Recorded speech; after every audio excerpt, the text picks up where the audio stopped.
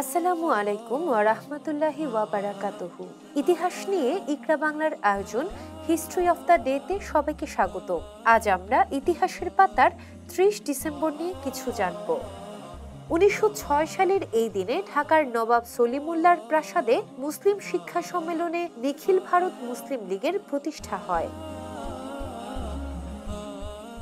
১৯৭২ সালের আজকের দিনে স্বাধীন বাংলাদেশের হাইকোর্ট উদ্বোধন করা হয়। ২০০৬ সালের এই দিনে ইরাকের প্রাক্তন রাষ্ট্রপতি সাদ্দাম হোসেনকে মানবতার বিরুদ্ধে অপরাধের দায়ে ফাঁসি দেয়া হয়।